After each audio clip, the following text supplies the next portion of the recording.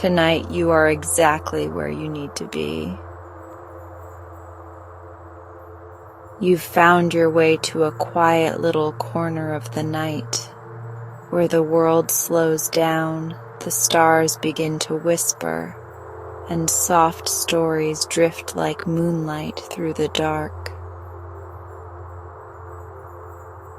I'm so glad you're here. Before we begin tonight's story, I just want to gently ask, if you find comfort in these bedtime moments, it would mean the world if you'd take a second to like this video, subscribe, or even share it with someone else who could use a little peace. Your support helps keep this cozy space glowing night after night. Now settle in, let the day melt away, and let's begin.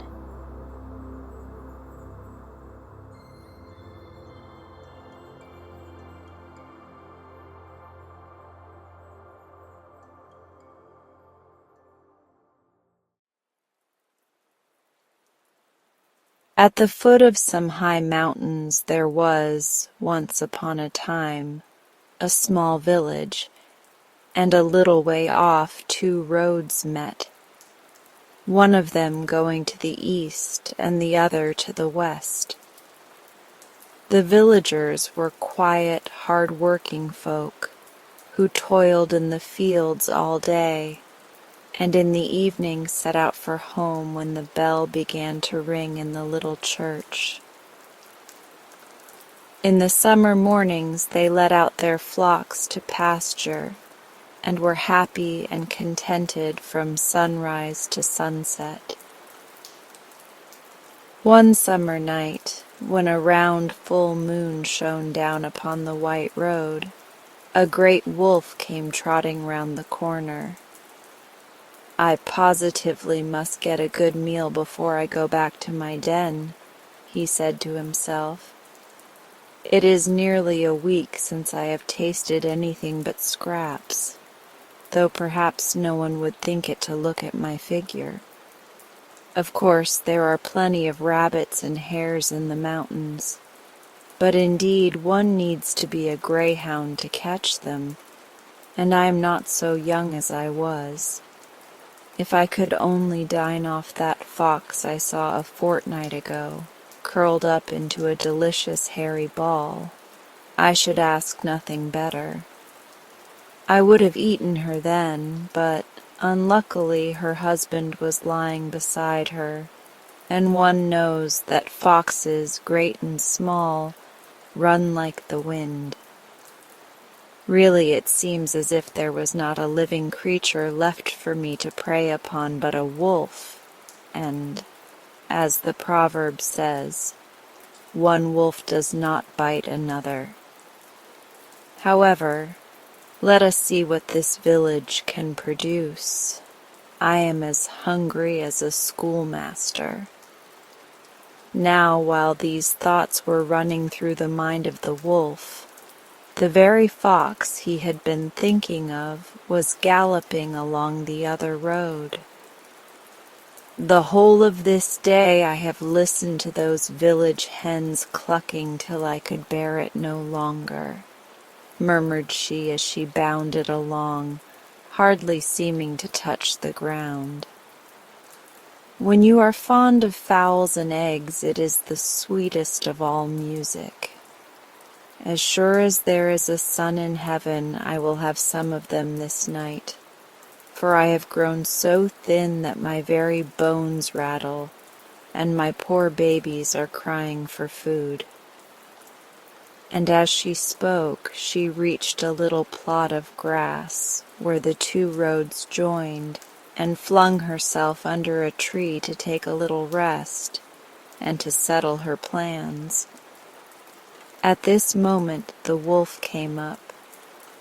At the sight of the fox lying within his grasp, his mouth began to water, but his joy was somewhat checked when he noticed how thin she was. The fox's quick ears heard the sound of his paws, though they were soft as velvet, and turning her head she said politely, "Is that you, neighbor? What a strange place to meet in. I hope you are quite well?"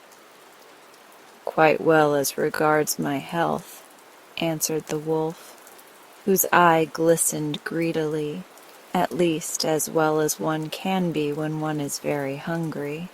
"But what is the matter with you? A fortnight ago you were as plump as heart could wish." "I have been ill, very ill," replied the fox, "and what you say is quite true. A worm is fat in comparison with me." "He is. Still, you are good enough for me, for to the hungry no bread is hard." "Oh, you are always joking. I'm sure you are not half as hungry as I."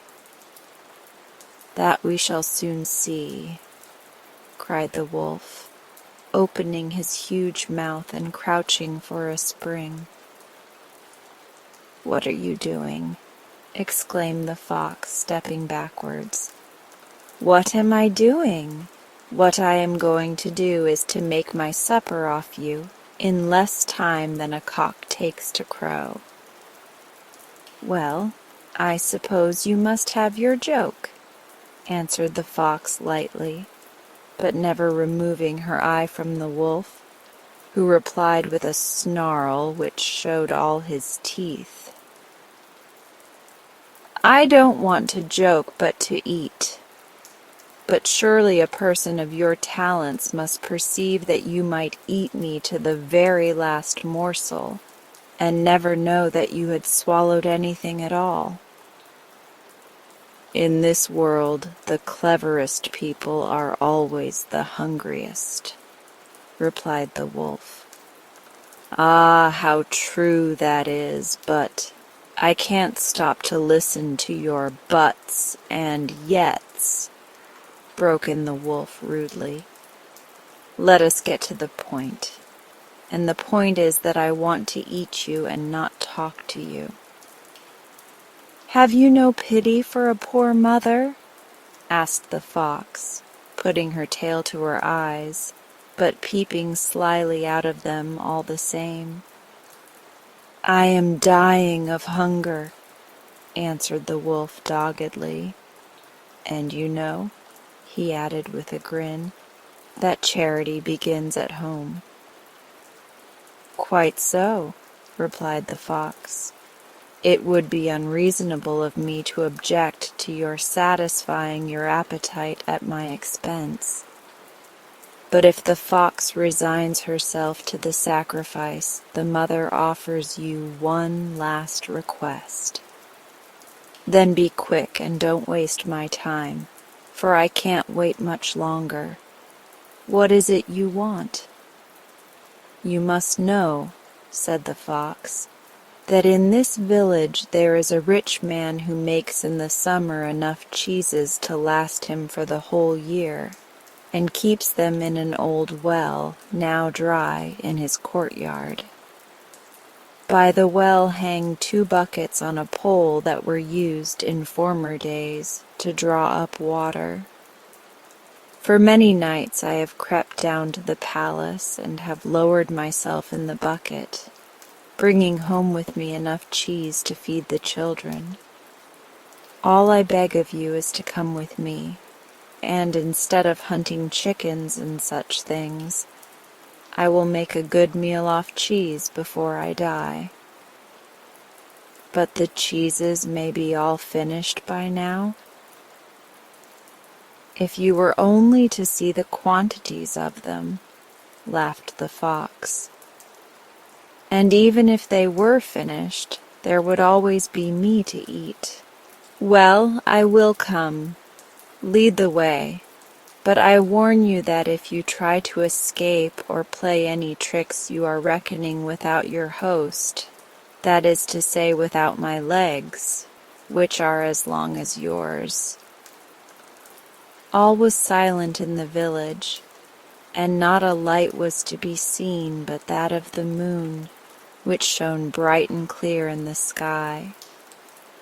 The wolf and the fox crept softly along, when suddenly they stopped and looked at each other.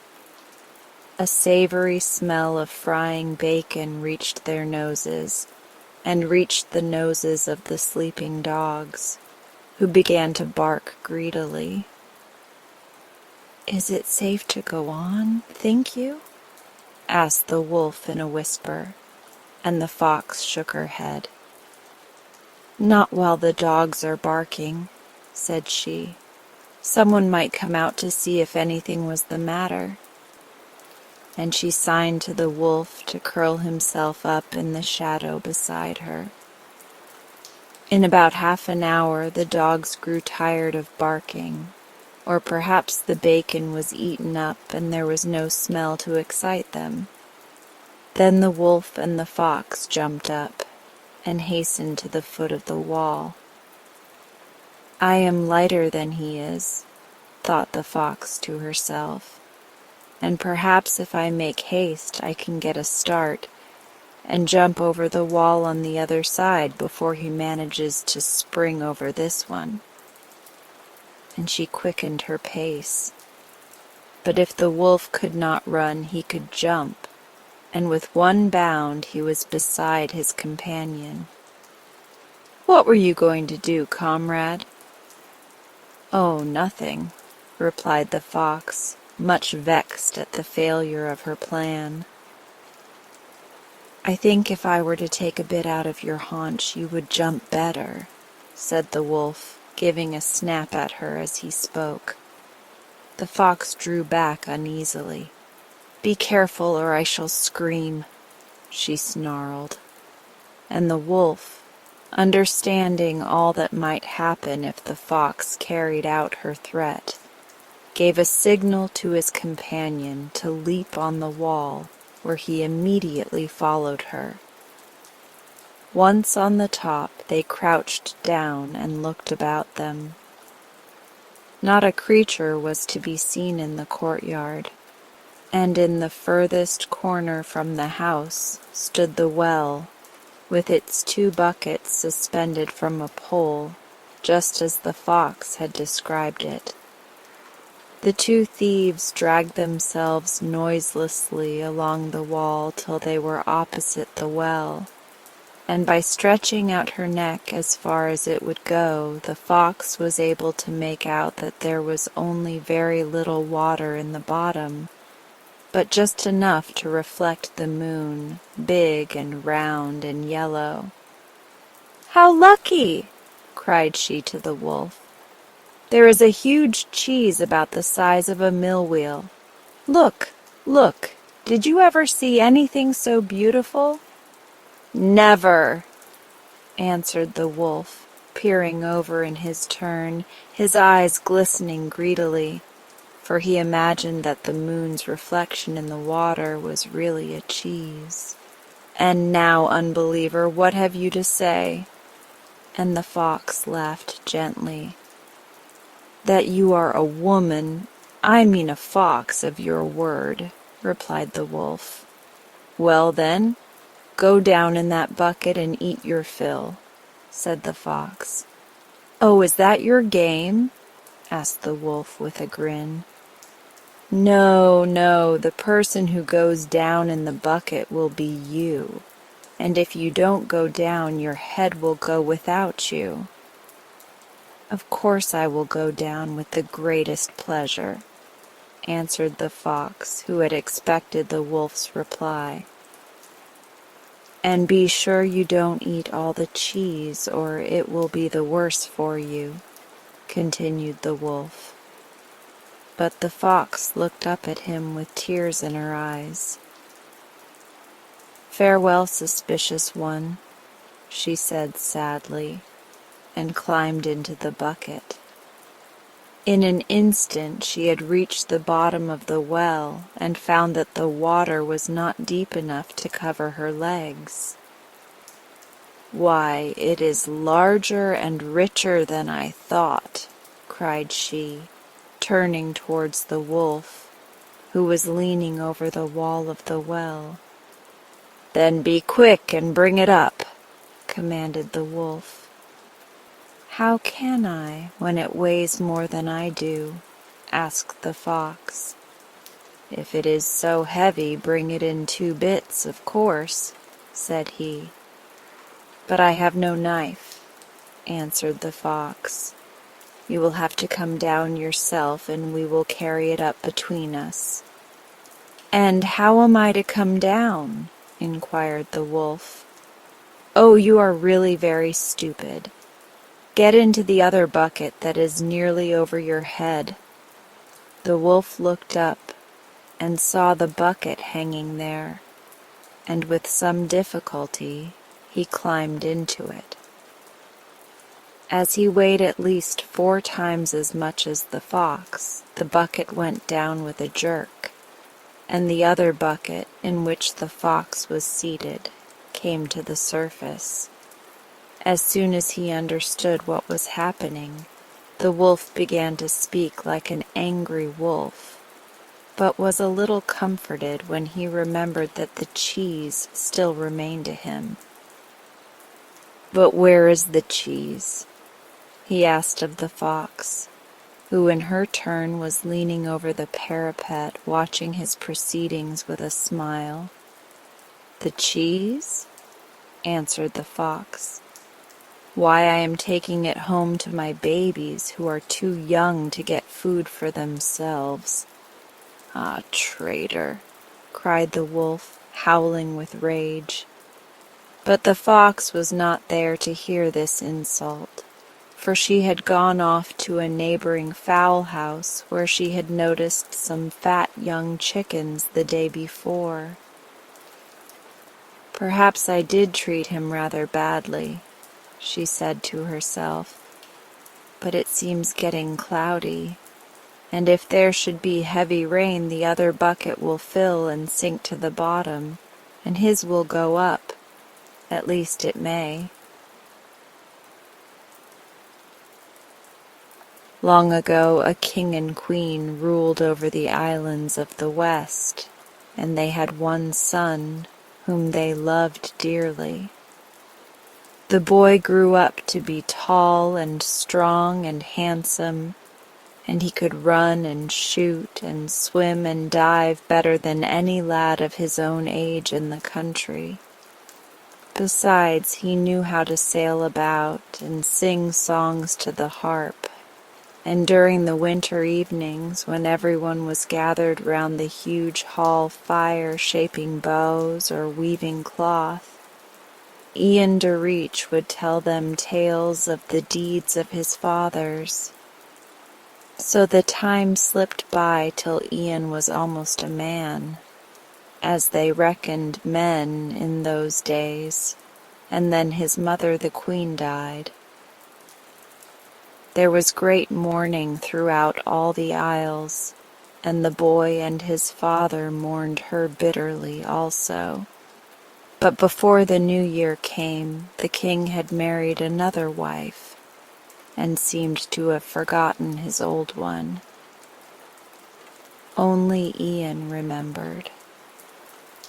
On a morning when the leaves were yellow in the trees of the glen, Ian slung his bow over his shoulder, and filling his quiver with arrows, went on to the hill in search of game. But not a bird was to be seen anywhere, till at length a blue falcon flew past him, and raising his bow he took aim at her. His eye was straight and his hand steady, but the falcon's flight was swift, and he only shot a feather from her wing. As the sun was now low over the sea, he put the feather in his game bag and set out homewards. "Have you brought me much game today?"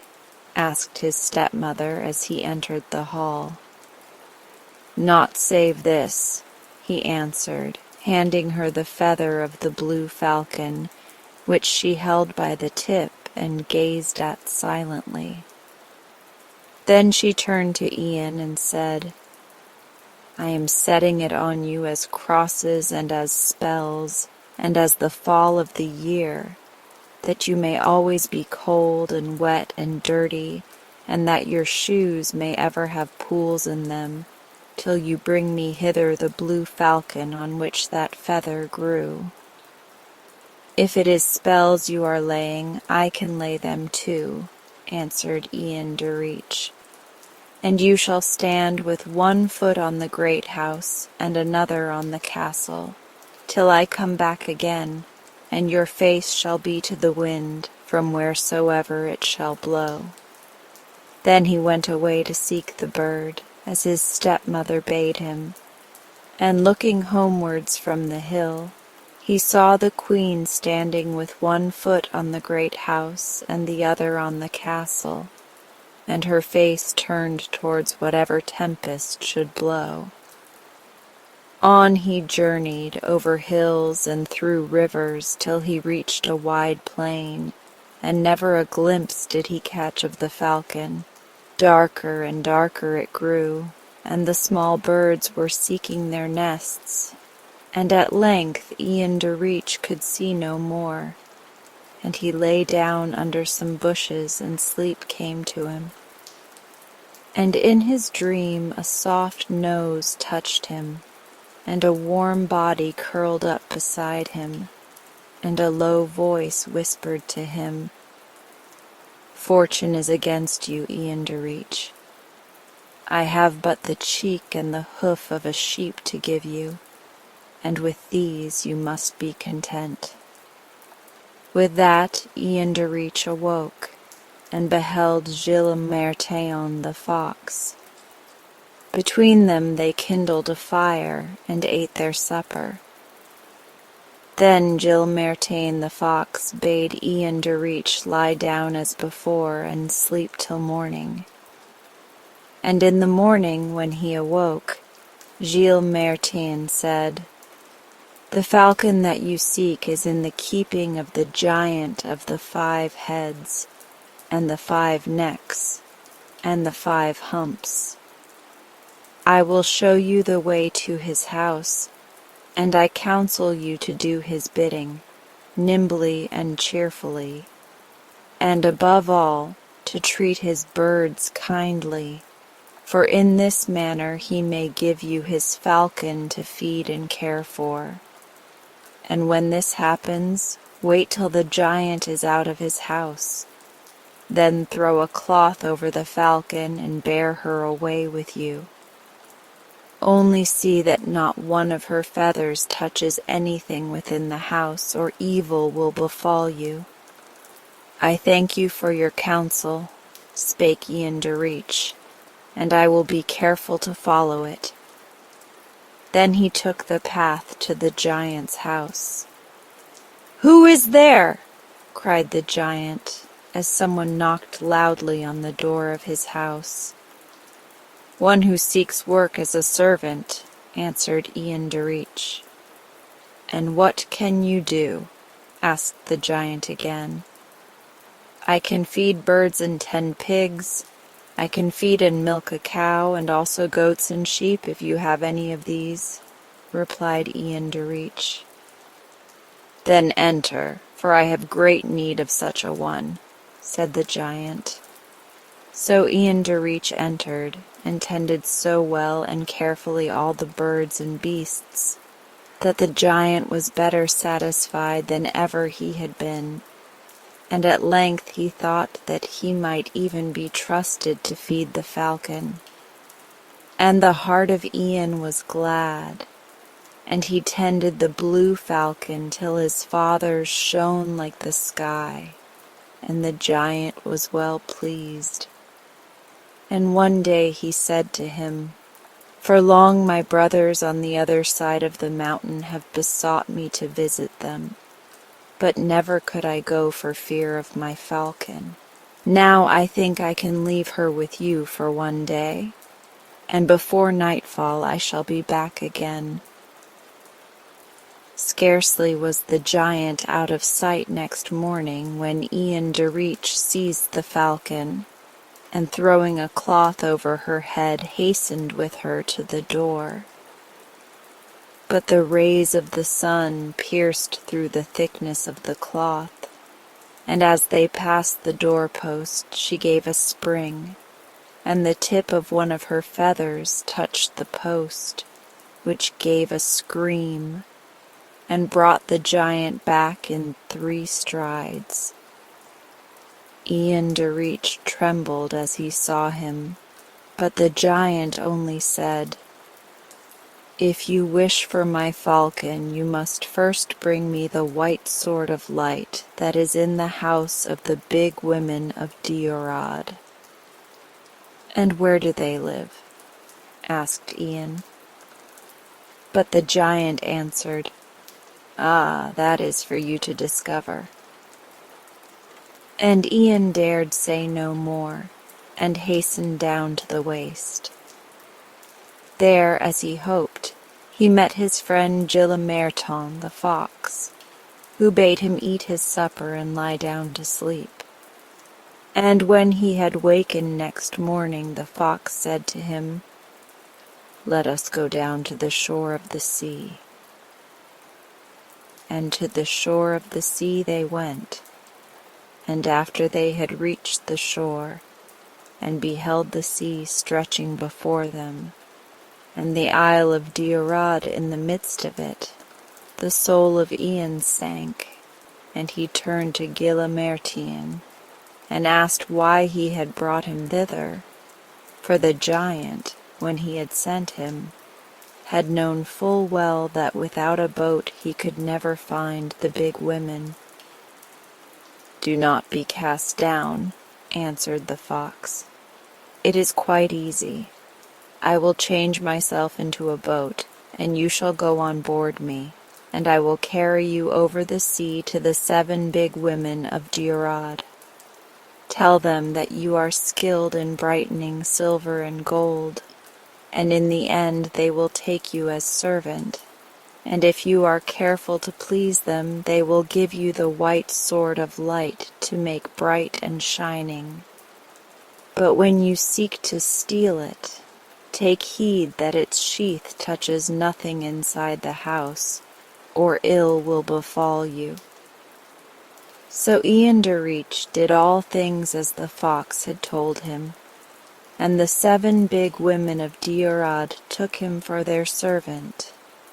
And for 6 weeks he worked so hard that his 7 mistresses said to each other, "Never has a servant had the skill to make all bright and shining like this one.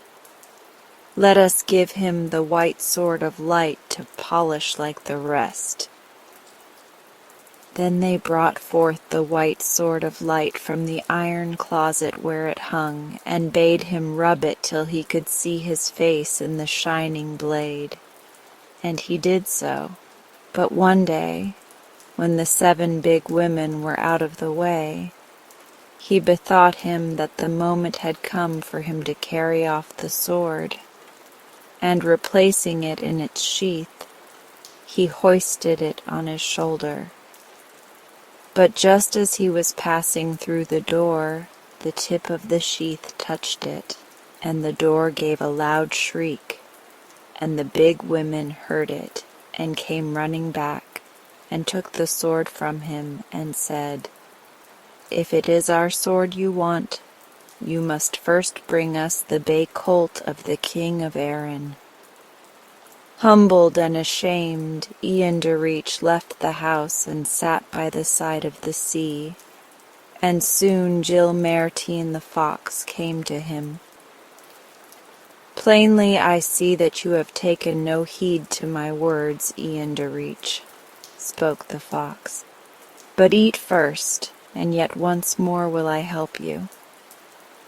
At these words the heart returned again to Ian de Reach, and he gathered sticks and made a fire and ate with Gillimertin the fox, and slept on the sand. At dawn next morning Gillimertin said to Ian de Reach, "I will change myself into a ship, and will bear you across the seas to Erin, to the land where dwells the king. and you shall offer yourself to serve in his stable, and to tend his horses, till at length so well content is he, that he gives you the bay colt to wash and brush. But when you run away with her, see that naught except the soles of her hoofs touch anything within the palace gates, or it will go ill with you." After he had thus counselled Ian de Reach, the fox changed himself into a ship and set sail for Erin. And the king of that country gave into Ian de Reach's hands the care of his horses, and never before did their skins shine so brightly, or was their pace so swift. And the king was well pleased, and at the end of a month he sent for Ian and said to him, "You have given me faithful service, and now I will entrust you with the most precious thing that my kingdom holds." And when he had spoken, he led Ian de Reach to the stable where stood the bay colt. And Ian rubbed her and fed her, and galloped with her all round the country till he could leave one wind behind him and catch the other which was in front. "I am going away to hunt," said the king one morning while he was watching Ian tend the bay colt in her stable. "The deer have come down from the hill, and it is time for me to give them chase." Then he went away, and when he was no longer in sight, Ian de Reach led the bay colt out of the stable and sprang on her back. But as they rode through the gate, which stood between the palace and the outer world, the colt swished her tail against the post, which shrieked loudly. In a moment the king came running up, and he seized the colt's bridle. "If you want my bay colt, you must first bring me the daughter of the king of the Franks." With slow steps went Ian de Reach down to the shore where Gilles Martin the fox awaited him. "Plainly I see that you have not done as I bid you, nor will you ever do it," spoke Gilles Martin the fox. "But I will help you yet again, for a third time I will change myself into a ship, and we will sail to France." And to France they sailed, and, as he was the ship, the Gilles Martin sailed where he would, and ran himself into the cleft of a rock, high on to the land. Then he commanded Ian de Reach to go up to the king's palace, saying that he had been wrecked, that his ship was made fast in a rock, and that none had been saved but himself only. Ian de Reach listened to the words of the fox, and he told a tale so pitiful that the king and queen and the princess their daughter all came out to hear it. And when they had heard, naught would please them except to go down to the shore and visit the ship, which by now was floating, for the tide was up. Torn and battered was she, as if she had passed through many dangers, yet music of a wondrous sweetness poured forth from within. "Bring hither a boat," cried the princess, "that I may go and see for myself the harp that gives forth such music." And a boat was brought, and Ian de Reach stepped in to row it to the side of the ship. To the further side he rowed so that none could see, and when he helped the princess on board he gave a push to the boat, so that she could not get back to it again. And the music sounded always sweeter, though they could never see whence it came, and sought it from one part of the vessel to another. When at last they reached the deck and looked around them, Naught of land could they see, or anything save the rushing waters. The princess stood silent, and her face grew grim. At last she said, "An ill trick have you played me. What is this that you have done, and whither are we going?" "It is a queen you will be," answered Ian Derich, "for the king of Erin has sent me for you, and in return he will give me his bay colt, that I may take him to the 7 big women of Diarad in exchange for the white sword of light. This I must carry to the giant of the 5 heads and 5 necks and 5 humps, and in place of it he will bestow on me the blue falcon, which I have promised my stepmother, so that she may free me from the spell which she has laid on me." "I would rather be wife to you," answered the princess.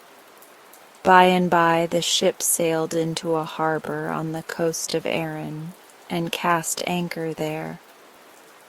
And Gilles Martin the fox bade Ian Derich tell the princess that she must bide yet a while in a cave amongst the rocks, for they had business on land, and after a while they would return to her. Then they took a boat and rowed up to some rocks, and as they touched the land, Gilles Martin changed himself into a fair woman, who laughed and said to Ian Derich, "I will give the king a fine wife."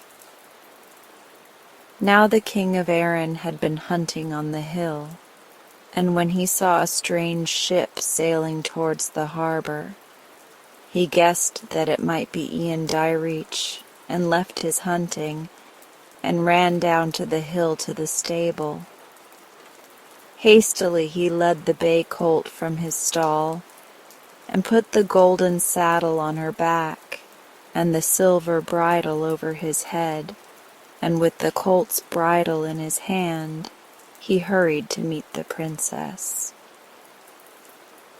"I have brought you the King of France's daughter," said Ian Derich. And the king of Erin looked at the maiden, and was well pleased, not knowing that it was Gilles Martin the fox. And he bowed low, and besought her to do him the honor to enter the palace. And Gilles Martin, as he went in, turned to look back at Ian Derich, and laughed. In the great hall the king paused, and pointed to an iron chest which stood in a corner. "In that chest is the crown that has waited for you for many years," he said, "and at last you have come for it." And he stooped down to unlock the box. In an instant Gilles Martin the fox had sprung on his back, and gave him such a bite that he fell down unconscious. Quickly the fox took his own shape again, and galloped away to the seashore, where Ian Derich and the princess and the bay colt awaited him.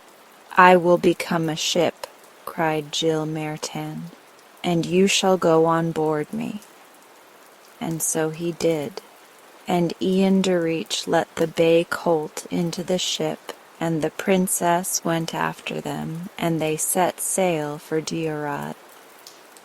The wind was behind them, and very soon they saw the rocks of Diarad in front.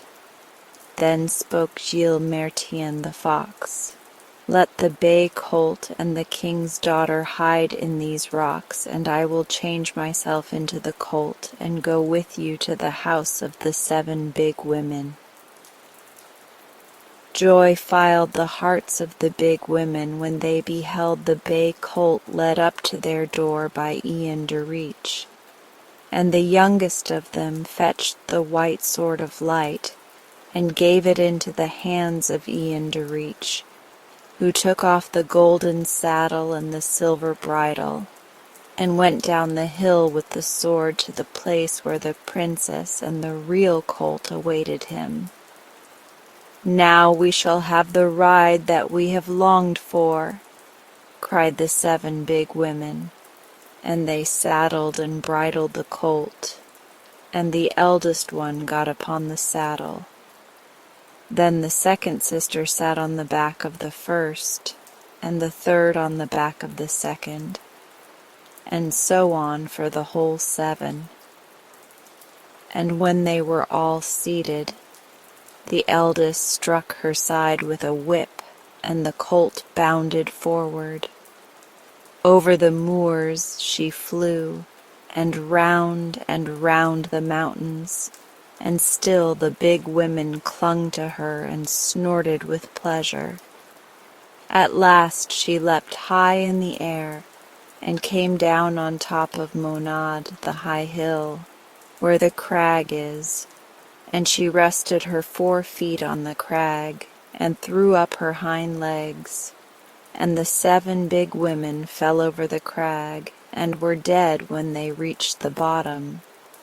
And the colt laughed, and became a fox again, and galloped away to the seashore, where Ian de Reach and the princess and the real colt and the white sword of light were awaiting him. "I will make myself into a ship," said Gilles Mertien the fox, "and will carry you and the princess, and the bay colt and the white sword of light back to the land."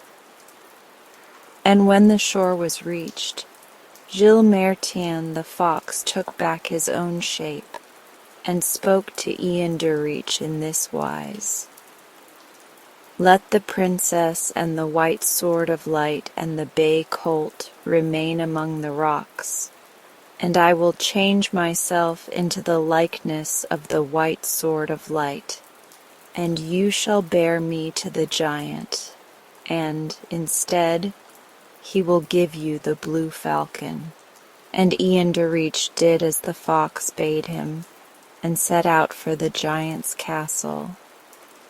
From afar the giant beheld the blaze of the white sword of light, and his heart rejoiced. And he took the blue falcon and put it in a basket, and gave it to Ian de Reach, who bore it swiftly away to the place where the princess and the bay colt and the real sword of light were awaiting him. So well content was the giant to possess the sword he had coveted for many a year, that he began at once to whirl it through the air, and to cut and slash with it. For a little while Gilles Mertien let the giant play with him in this manner. Then he turned in the giant's hand, and cut through the 5 necks, so that the 5 heads rolled on the ground. Afterwards he went back to Ian de Reach and said to him, "Saddle the colt with the golden saddle, and bridle her with the silver bridle, and sling the basket with the falcon over your shoulders, and hold the white sword of light with its back against your nose. Then mount the colt, and let the princess mount behind you, and ride thus to your father's palace. But see that the back of the sword is ever against your nose, else when your stepmother beholds you, she will change you into a dry faggot. If, however, you do as I bid you, she will become herself a bundle of sticks." Ian de Reach hearkened to the words of Gilles Mertien, and his stepmother fell as a bundle of sticks before him, and he set fire to her, and was free from her spells forever.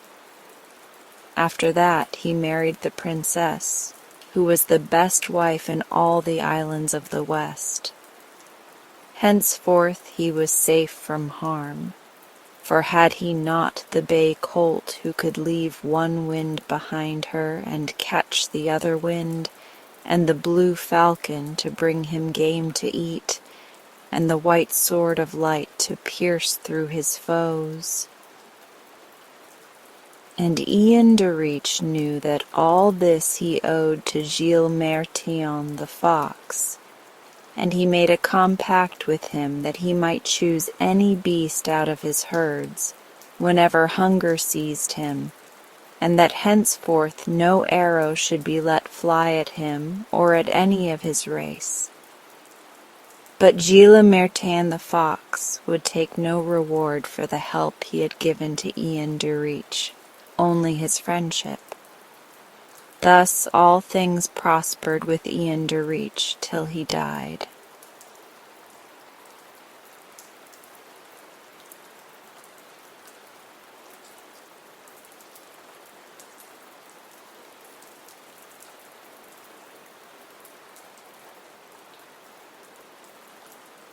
One time, a Nook became tired of his beautiful life and longed for something new to do. The Nooks have more wonderful powers than any other immortal folk, except, perhaps, the fairies and Ryls. So one would suppose that a Nook who might gain anything he desired by a simple wish could not be otherwise than happy and contented. But such was not the case with Popopo, the Nook we are speaking of.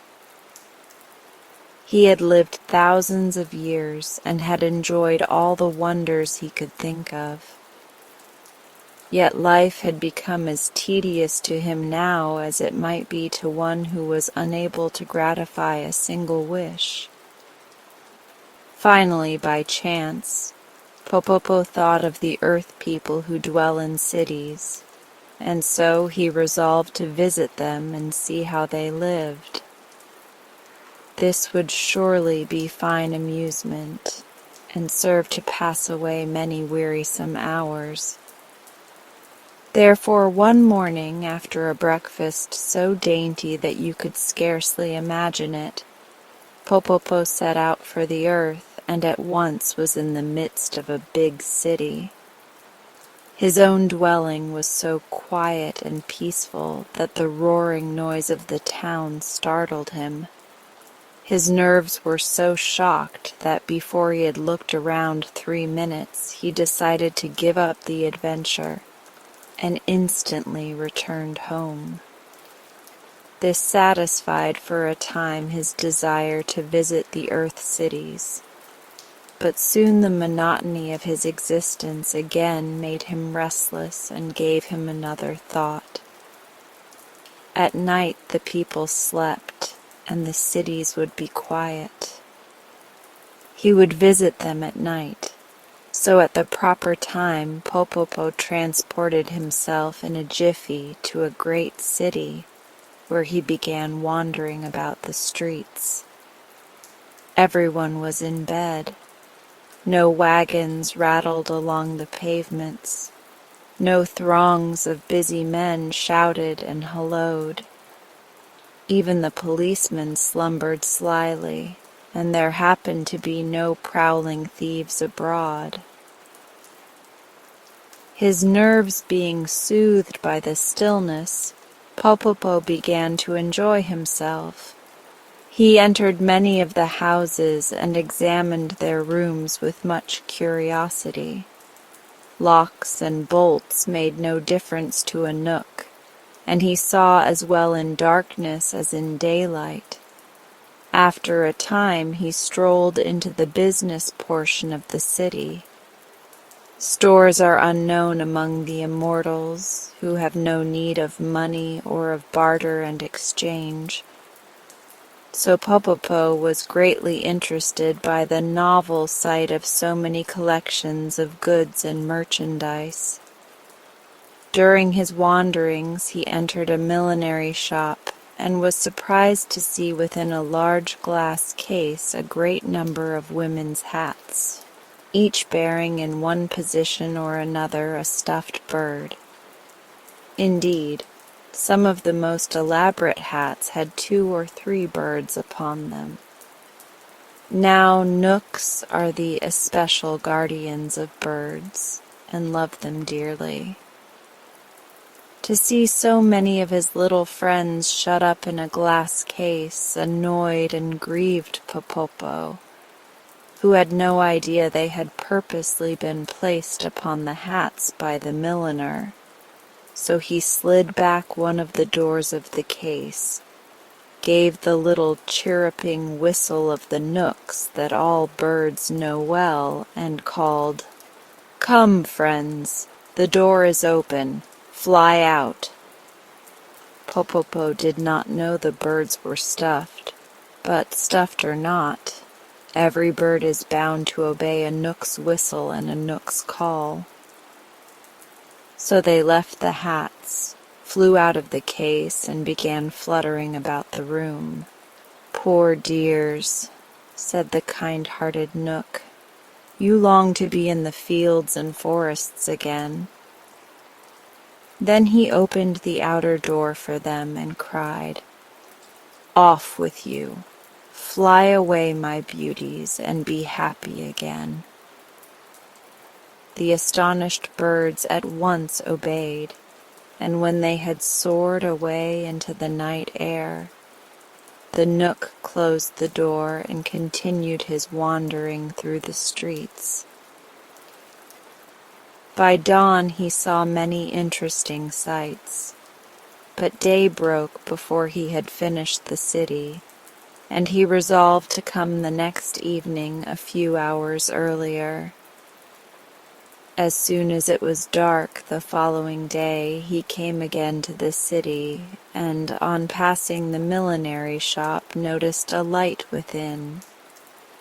Entering, he found two women, one of whom leaned her head upon the table and sobbed bitterly, while the other strove to comfort her.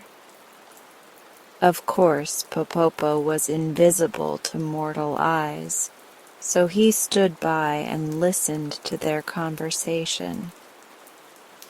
"Cheer up, sister," said one. "Even though your pretty birds have all been stolen, the hats themselves remain." "Alas!" cried the other, who was the milliner, "no one will buy my hats partly trimmed, for the fashion is to wear birds upon them, and if I cannot sell my goods, I shall be utterly ruined." Then she renewed her sobbing, and the knook stole away, feeling a little ashamed to realize that in his love for the birds he had unconsciously wronged one of the earth people and made her unhappy. This thought brought him back to the millinery shop later in the night, when the two women had gone home. He wanted in some way to replace the birds upon the hats, that the poor woman might be happy again. So he searched until he came upon a nearby cellar full of little gray mice, who lived quite undisturbed and gained a livelihood by gnawing through the walls into neighboring houses and stealing food from the pantries. "Here are just the creatures," thought Popopo, "to place upon the woman's hats. Their fur is almost as soft as the plumage of the birds, and it strikes me the mice are remarkably pretty and graceful animals. Moreover, they now pass their lives in stealing, and were they obliged to remain always upon women's hats, their morals would be much improved." So he exercised a charm that drew all the mice from the cellar and placed them upon the hats in the glass case, where they occupied the places the birds had vacated and looked very becoming, at least in the eyes of the unworldly knook. To prevent their running about and leaving the hats, Popopo rendered them motionless, and then he was so pleased with his work that he decided to remain in the shop and witness the delight of the milliner when she saw how daintily her hats were now trimmed. She came in the early morning, accompanied by her sister, and her face wore a sad and resigned expression. After sweeping and dusting the shop and drawing the blinds, she opened the glass case and took out a hat. But when she saw a tiny gray mouse nestling among the ribbons and laces, she gave a loud shriek, and dropping the hat, sprang with one bound to the top of the table. The sister, knowing the shriek to be one of fear, leaped upon a chair and exclaimed, "What is it? Oh, what is it?" "A mouse!" gasped the milliner, trembling with terror. Popopo, seeing this commotion, now realized that mice are especially disagreeable to human beings, and that he had made a grave mistake in placing them upon the hats. So he gave a low whistle of command that was heard only by the mice. Instantly they all jumped from the hats, dashed out the open door of the glass case, and scampered away to their cellar. But this action so frightened the milliner and her sister that after giving several loud screams they fell upon their backs on the floor and fainted away. Popopo was a kind-hearted Knook, but on witnessing all this misery caused by his own ignorance of the ways of humans, he straightway wished himself at home, and so left the poor women to recover as best they could. Yet he could not escape a sad feeling of responsibility, and after thinking upon the matter, he decided that since he had caused the milliner's unhappiness by freeing the birds, he could set the matter right by restoring them to the glass case. He loved the birds, and disliked to condemn them to slavery again, but that seemed the only way to end the trouble. So he set off to find the birds. They had flown a long distance, but it was nothing to Popopo to reach them in a second, and he discovered them sitting upon the branches of a big chestnut tree and singing gaily. When they saw the Knook, the birds cried, "Thank you, Popopo. Thank you for setting us free." "Do not thank me," returned the Knook, "for I have come to send you back to the millinery shop." "Why?" demanded a blue jay angrily, while the others stopped their songs. "Because I find the woman considers you her property, and your loss has caused her much unhappiness," answered Popopo. "But remember how unhappy we were in her glass case," said a robin redbreast gravely. "And as for being her property, you are a Knook, and the natural guardian of all birds. So you know that nature created us free. To be sure, wicked men shot and stuffed us and sold us to the milliner, but the idea of our being her property is nonsense." Popopo was puzzled. "If I leave you free," he said, "wicked men will shoot you again, and you will be no better off than before." "Pooh!" exclaimed the blue jay. "We cannot be shot now, for we are stuffed. Indeed, 2 men fired several shots at us this morning, but the bullets only ruffled our feathers and buried themselves in our stuffing. We do not fear men now." "Listen," said Popopo sternly, for he felt the birds were getting the best of the argument. "The poor milliner's business will be ruined if I do not return you to her shop. It seems you are necessary to trim the hats properly. It is the fashion for women to wear birds upon their headgear.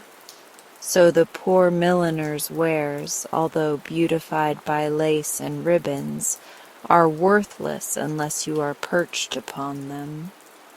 Fashions, said a blackbird solemnly, are made by men. What law is there among birds or knooks that requires us to be the slaves of fashion? What have we to do with fashions anyway? Screamed a linnet. If it were the fashion to wear knooks perched upon women's hats, would you be contented to stay there? Answer me, Popopo. But Popopo was in despair. He could not wrong the birds by sending them back to the milliner, nor did he wish the milliner to suffer by their loss. So he went home to think what could be done.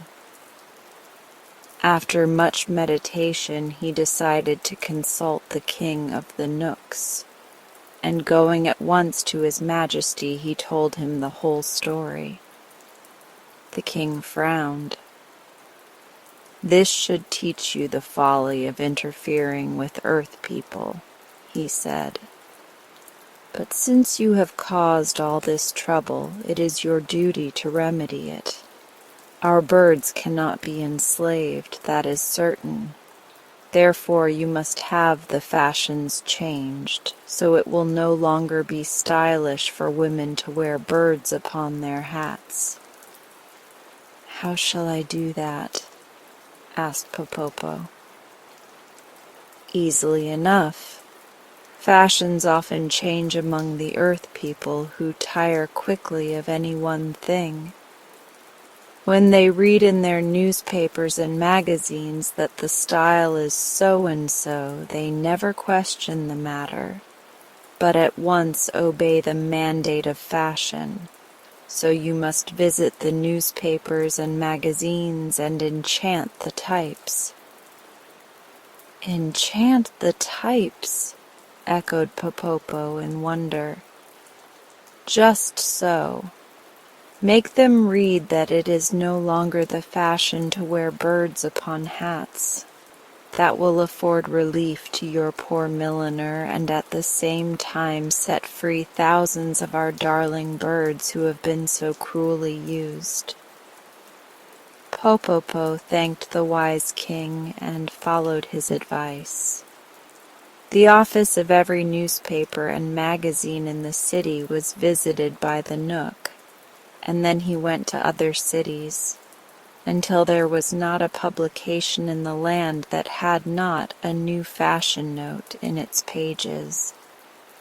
Sometimes Popopo enchanted the types, so that whoever read the print would see only what the Knook wished them to.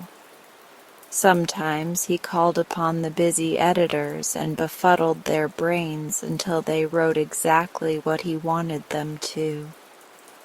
Mortals seldom know how greatly they are influenced by fairies, knooks, and ryls, who often put thoughts into their heads that only the wise little immortals could have conceived. The following morning, when the poor milliner looked over her newspaper, she was overjoyed to read that no woman could now wear a bird upon her hat and be in style, for the newest fashion required only ribbons and laces. Popopo after this found much enjoyment in visiting every millinery shop he could find and giving new life to the stuffed birds which were carelessly tossed aside as useless. And they flew to the fields and forests with songs of thanks to the good Knook who had rescued them. Sometimes a hunter fires his gun at a bird and then wonders why he did not hit it. But having read this story, you will understand that the bird must have been a stuffed one from some millinery shop, which cannot, of course, be killed by a gun. On one of the upper branches of the Congo River, lived an ancient and aristocratic family of hippopotamuses, which boasted a pedigree dating back beyond the days of Noah, beyond the existence of mankind, far into the dim ages when the world was new. They had always lived upon the banks of this same river, so that every curve and sweep of its waters, every pit and shallow of its bed, every rock and stump and wallow upon its bank was as familiar to them as their own mothers. And they are living there yet, I suppose. Not long ago the queen of this tribe of hippopotamuses had a child which she named Kio, because it was so fat and round. Still, that you may not be misled, I will say that in the hippopotamus language, Kio, properly translated, means fat and lazy, instead of fat and round. However, no one called the queen's attention to this error, because her tusks were monstrous long and sharp, and she thought Kio the sweetest baby in the world. He was, indeed, all right for a hippopotamus. He rolled and played in the soft mud of the river bank, and waddled inland to nibble the leaves of the wild cabbage that grew there, and was happy and contented from morning till night. And he was the jolliest hippopotamus that ancient family had ever known. His little red eyes were forever twinkling with fun, and he laughed his merry laugh on all occasions, whether there was anything to laugh at or not. Therefore the black people who dwelt in that region called him Ippy, the jolly one, although they dared not come anigh him on account of his fierce mother, and his equally fierce uncles and aunts and cousins who lived in a vast colony upon the river bank. And while these black people, who lived in little villages scattered among the trees, dared not openly attack the royal family of hippopotamuses, they were amazingly fond of eating hippopotamus meat whenever they could get it. This was no secret to the hippopotamuses, and again, when the blacks managed to catch these animals alive, they had a trick of riding them through the jungles as if they were horses, thus reducing them to a condition of slavery. Therefore, having these things in mind, whenever the tribe of hippopotamuses smelled the oily odor of black people, they were accustomed to charge upon them furiously, and if by chance they overtook one of the enemy, they would rip him with their sharp tusks, or stamp him into the earth with their huge feet. It was continual warfare between the hippopotamuses and the black people. Gui lived in one of the little villages of the blacks.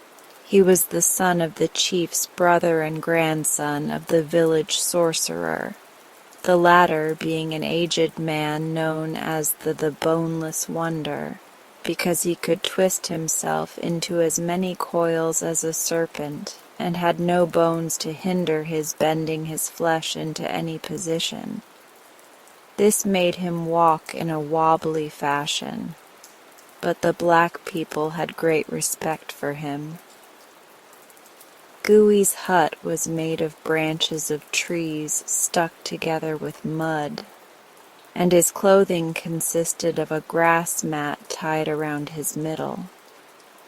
But his relationship to the chief and the sorcerer gave him a certain dignity, and he was much addicted to solitary thought. Perhaps it was natural that these thoughts frequently turned upon his enemies, the hippopotamuses, and that he should consider many ways of capturing them.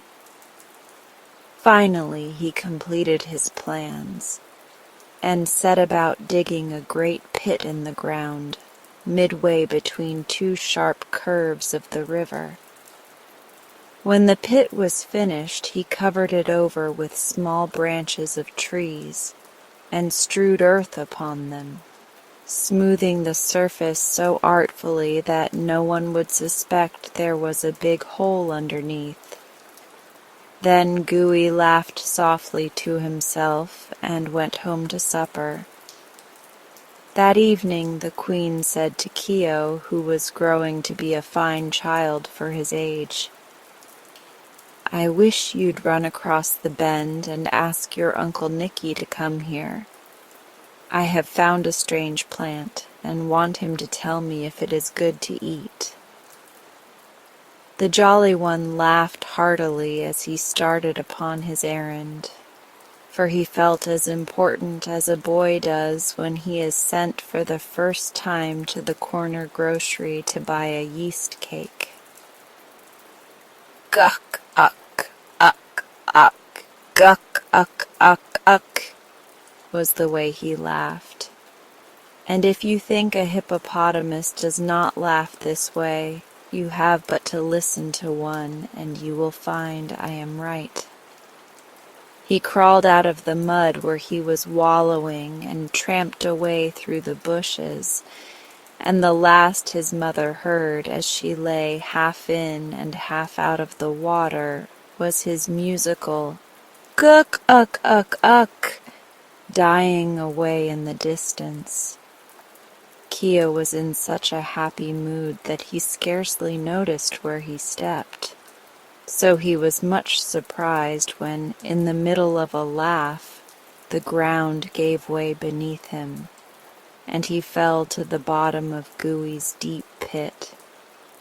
He was not badly hurt, but had bumped his nose severely as he went down, so he stopped laughing and began to think how he should get out again.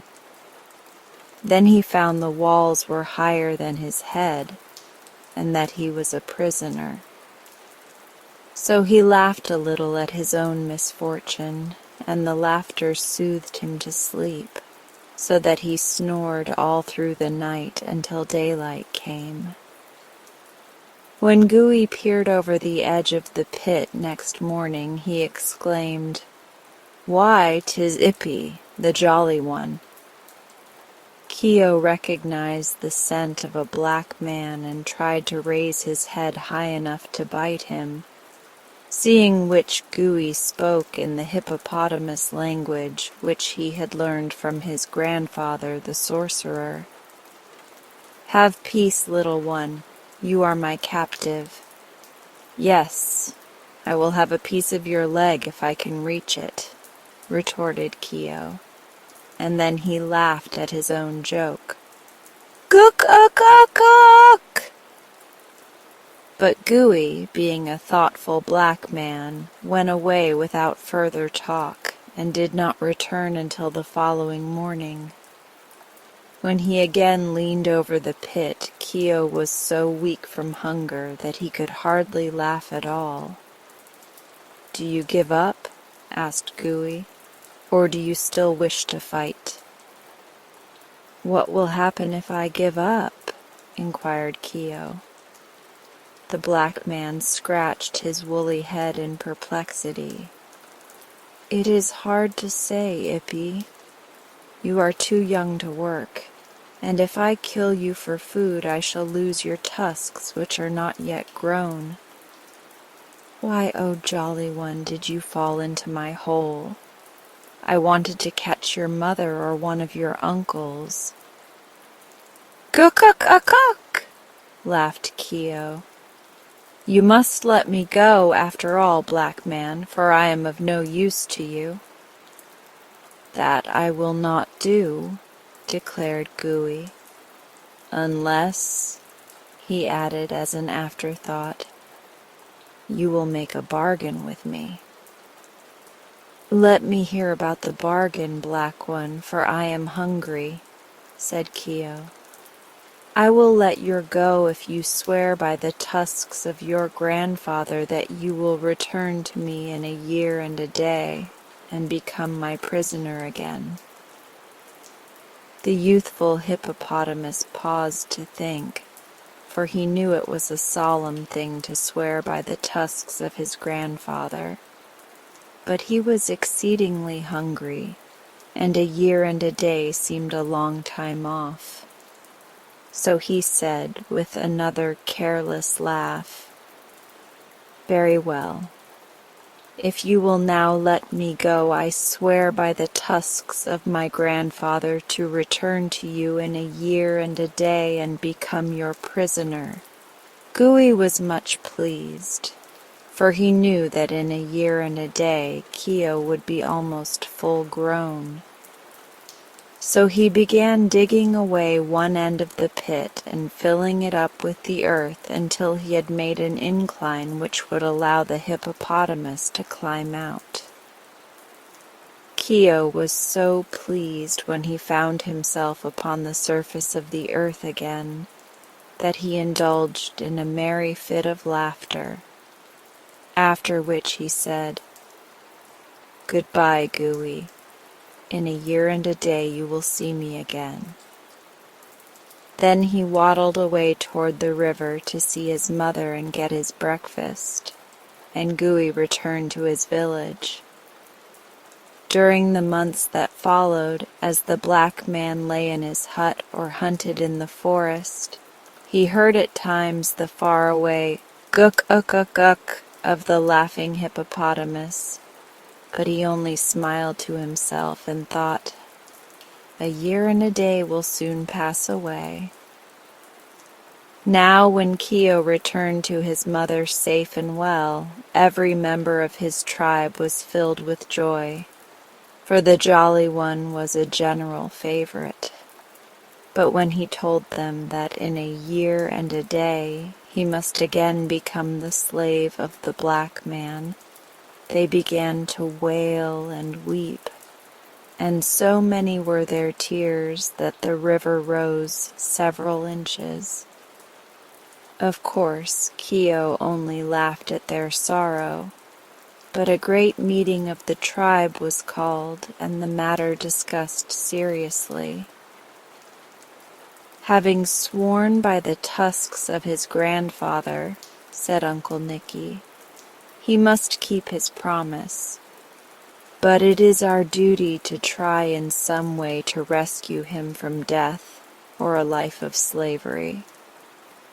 To this all agreed, but no one could think of any method of saving Keo from his fate. So months passed away, during which all the royal hippopotamuses were sad and gloomy, except the Jolly One himself. Finally, but a week of freedom remained to Keo, and his mother, the queen, became so nervous and worried that another meeting of the tribe was called. By this time, the laughing hippopotamus had grown to enormous size and measured nearly 15 feet long and 6 feet high, while his sharp tusks were whiter and harder than those of an elephant. "Unless something is done to save my child," said the mother, "I shall die of grief." Then some of her relations began to make foolish suggestions, but presently Uncle Nep, a wise and very big hippopotamus, said, "We must go to Glinkomok and implore his aid." Then all were silent, for it was a bold thing to face the mighty Glinkomok. But the mother's love was equal to any heroism. "I will myself go to him if Uncle Nep will accompany me," she said quickly.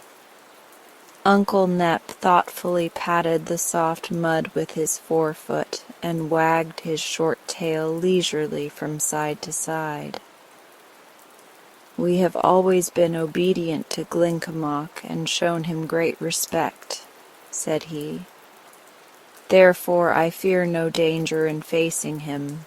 I will go with you." All the others snorted approval, being very glad they were not called upon to go themselves. So the Queen and Uncle Nep, with Keo swimming between them, set out upon their journey. They swam up the river all that day and all the next, until they came at sundown to a high, rocky wall, beneath which was the cave where the mighty Glinkomok dwelt. This fearful creature was part beast, part man, part fowl, and part fish. It had lived since the world began.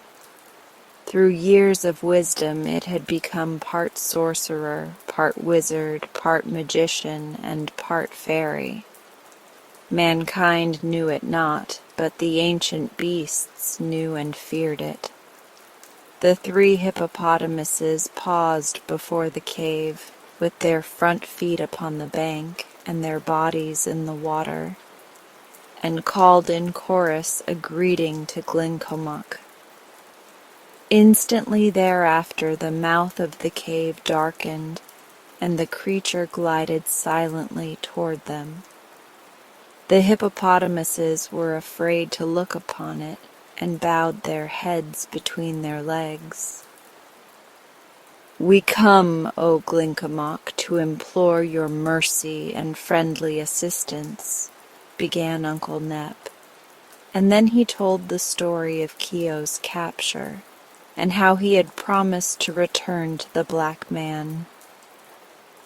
"He must keep his promise," said the creature, in a voice that sounded like a sigh. The mother hippopotamus groaned aloud. "But I will prepare him to overcome the black man and to regain his liberty," continued Glinkomok. Keo laughed. "Lift your right paw," commanded Glinkomok. Keo obeyed, and the creature touched it with its long, hairy tongue. Then it held 4 skinny hands over Keo's bowed head, and mumbled some words in a language unknown to man or beast or fowl or fish. After this, it spoke again in hippopotamese. "Your skin has now become so tough that no man can hurt you. Your strength is greater than that of 10 elephants. Your foot is so swift that you can distance the wind. Your wit is sharper than the bullhorn. Let the man fear, but drive fear from your own breast forever. For of all your race you are the mightiest." Then the terrible Glinkomok leaned over, and Keo felt its fiery breath scorch him as it whispered some further instructions in his ear. The next moment it glided back into its cave, followed by the loud thanks of the 3 hippopotamuses, who slid into the water and immediately began their journey home. The mother's heart was full of joy. Uncle Nep shivered once or twice as he remembered a glimpse he had caught of Glinkomok, but Keo was as jolly as possible, and not content to swim with his dignified elders, he dived under their bodies, raced all around them, and laughed merrily every inch of the way home. Then all the tribe held high jinks and praised the mighty Glinkomok for befriending their queen's son. And when the day came for the Jolly One to give himself up to the black man, they all kissed him goodbye without a single fear for his safety. Keo went away in good spirits, and they could hear his laughing "Guk, uck, uck, uck," long after he was lost in sight in the jungle.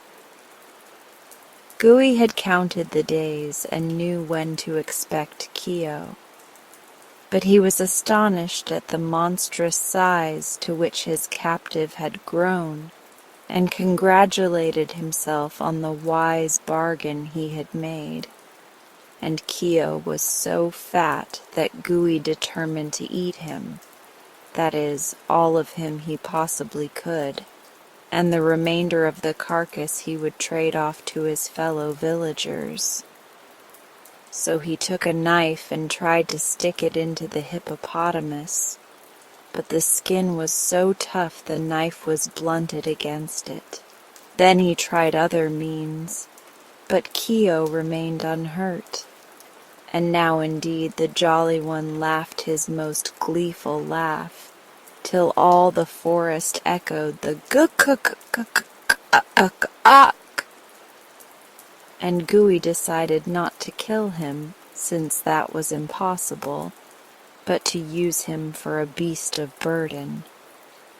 He mounted upon Keo's back and commanded him to march. So Keo trotted briskly through the village, his little eyes twinkling with merriment. The other blacks were delighted with Gui's captive, and begged permission to ride upon the Jolly One's back. So Gui bargained with them for bracelets and shell necklaces and little gold ornaments, until he had acquired quite a heap of trinkets. Then a dozen black men climbed upon Keo's back to enjoy a ride, and the one nearest his nose cried out, "Run, mud dog, run!" And Keo ran. Swift as the wind he strode, away from the village, through the forest and straight up the river bank. The black men howled with fear, the Jolly One roared with laughter, and on they rushed. Then before them, on the opposite side of the river, appeared the black mouth of Glinkomok's cave. Keo dashed into the water, dived to the bottom, and left the black people struggling to swim out. But Glinkomok had heard the laughter of Keo and knew what to do. When the Jolly One rose to the surface and blew the water from his throat, there was no black man to be seen.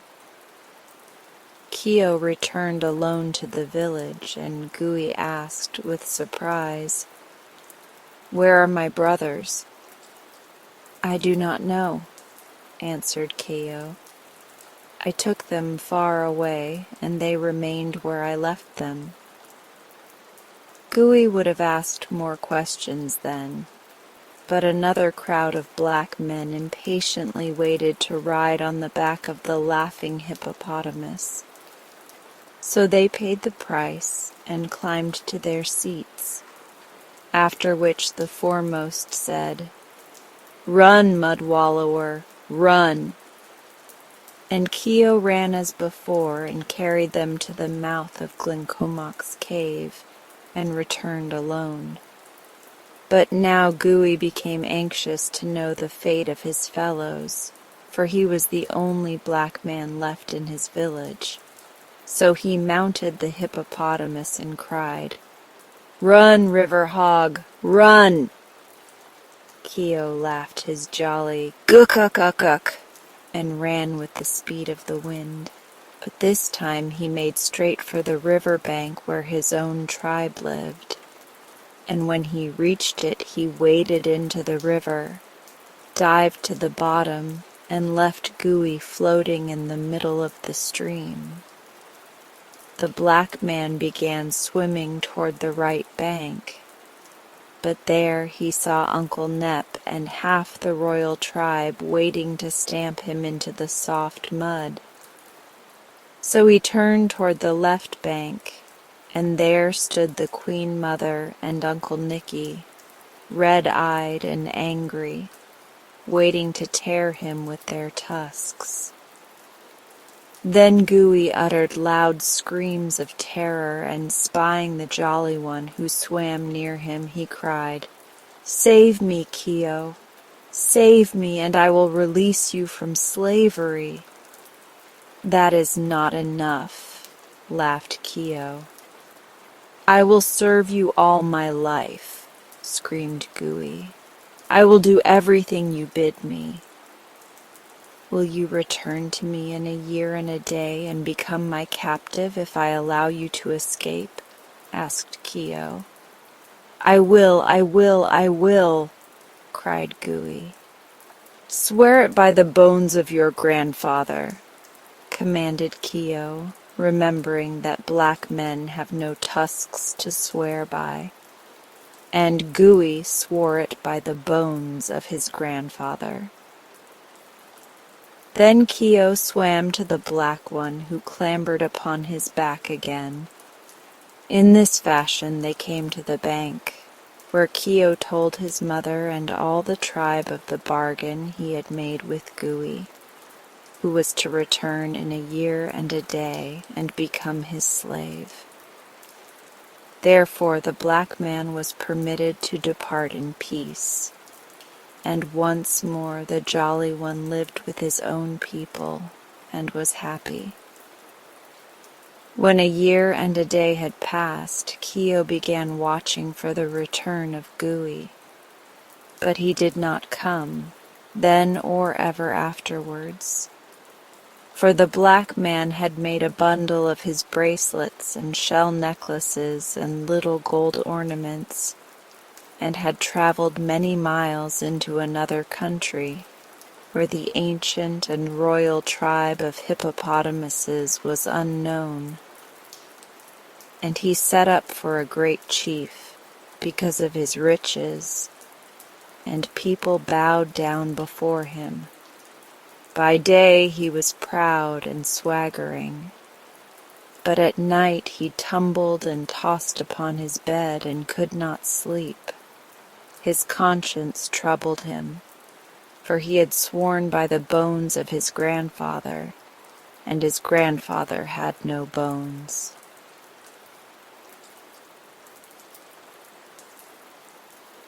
Not many years ago there lived on a stony, barren New England farm a man and his wife. They were sober, honest people, working hard from early morning until dark to enable them to secure a scanty living from their poor land. Their house, a small one-storied building, stood upon the side of a steep hill, and the stones lay so thickly about it that scarce anything green could grow from the ground. At the foot of the hill, a quarter of a mile from the house by the winding path, was a small brook, and the woman was obliged to go there for water and to carry it up the hill to the house. This was a tedious task, and with the other hard work that fell to her share had made her gaunt and bent and lean. Yet she never complained, but meekly and faithfully performed her duties, doing the housework, carrying the water, and helping her husband hoe the scanty crop that grew upon the best part of their land. One day, as she walked down the path to the brook, her big shoes scattering the pebbles right and left, she noticed a large beetle lying upon its back and struggling hard with its little legs to turn over, that its feet might again touch the ground. But this it could not accomplish, so the woman, who had a kind heart, reached down and gently turned the beetle with her finger. At once it scampered from the path, and she went on to the brook. The next day, as she came for water, she was surprised to see the beetle again lying upon its back and struggling helplessly to turn. Once more the woman stopped and set him upon his feet, and then, as she stooped over the tiny creature, she heard a small voice say, "Oh, thank you. Thank you so much for saving me." Half frightened at hearing a beetle speak in her own language, the woman started back and exclaimed, "La sakes! Surely you can't talk like humans." Then, recovering from her alarm, she again bent over the beetle, who answered her. "Why shouldn't I talk if I have anything to say?" "'Cause you're a bug," replied the woman. "That is true, and you saved my life, saved me from my enemies, the sparrows. And this is the second time you have come to my assistance, so I owe you a debt of gratitude. Bugs value their lives as much as human beings, and I am a more important creature than you, in your ignorance, may suppose. But tell me, why do you come each day to the brook?" "For water," she answered, staring stupidly down at the talking beetle. "Isn't it hard work?" the creature inquired. "Yes, but there's no water on the hill," said she. "Then dig a well and put a pump in it," replied the beetle. She shook her head. "My man tried it once, but there was no water," she said sadly.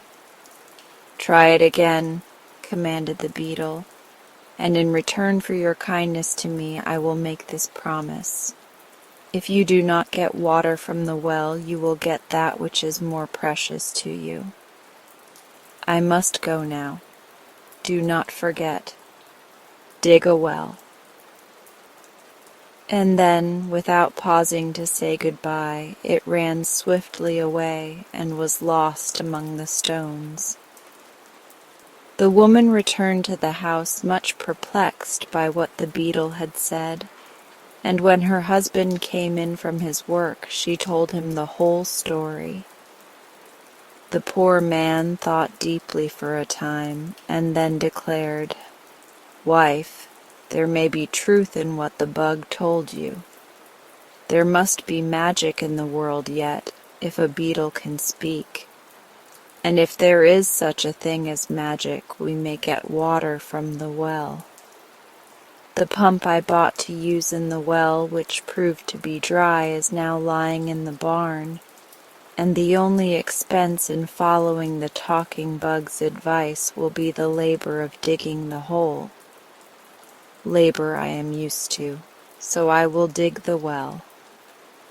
Next day he set about it and dug so far down in the ground that he could hardly reach the top to climb out again, but not a drop of water was found. "Perhaps you did not dig deep enough," his wife said when he told her of his failure.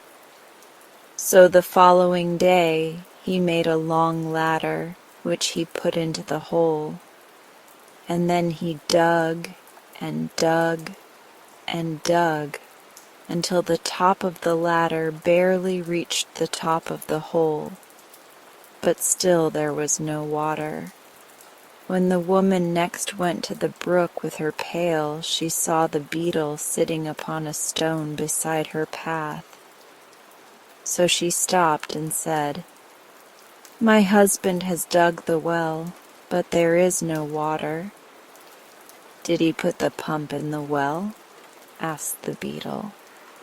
"No," she answered. "Then do as I commanded. Put in the pump, and if you do not get water, I promise you something still more precious." Saying which, the beetle swiftly slid from the stone and disappeared. The woman went back to the house and told her husband what the bug had said. "Well," replied the simple fellow, "there can be no harm in trying." So he got the pump from the barn and placed it in the well, and then he took hold of the handle and began to pump, while his wife stood by to watch what would happen. No water came, but after a few moments a gold piece dropped from the spout of the pump, and then another and another. until several handfuls of gold lay in a little heap upon the ground. The man stopped pumping then, and ran to help his wife gather the gold pieces into her apron. But their hands trembled so greatly through excitement and joy that they could scarcely pick up the sparkling coins. At last she gathered them close to her bosom, and together they ran to the house, where they emptied the precious gold upon the table and counted the pieces. All were stamped with the design of the United States Mint and were worth $5 each. Some were worn and somewhat discolored from use, while others seemed bright and new, as if they had not been much handled. When the value of the pieces was added together, they were found to be worth $300. Suddenly the woman spoke. "Husband," the beetle said truly when he declared we should get something more precious than water from the well. "But run at once and take away the handle from the pump, lest anyone should pass this way and discover our secret." So the man ran to the pump and removed the handle, which he carried to the house and hid underneath the bed. They hardly slept a wink that night, lying awake to think of their good fortune and what they should do with their store of yellow gold. In all their former lives they had never possessed more than a few dollars at a time, and now the cracked teapot was nearly full of gold coins. The following day was Sunday, and they arose early and ran to see if their treasure was safe. There it lay, heaped snugly within the teapot, and they were so willing to feast their eyes upon it that it was long before the man could leave it to build the fire or the woman to cook the breakfast. While they ate their simple meal, the woman said, "We will go to church today and return thanks for the riches that have come to us so suddenly, and I will give the pastor one of the gold pieces." "It is well enough to go to church," replied her husband, "and also to return thanks. But in the night I decided how we will spend all our money, so there will be none left for the pastor." "We can pump more," said the woman. "Perhaps, and perhaps not," he answered cautiously. "What we have we can depend upon, but whether or not there be more in the well I cannot say."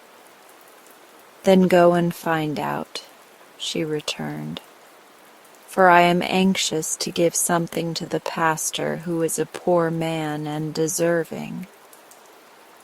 So the man got the pump handle from beneath the bed, and going to the pump, fitted it in place.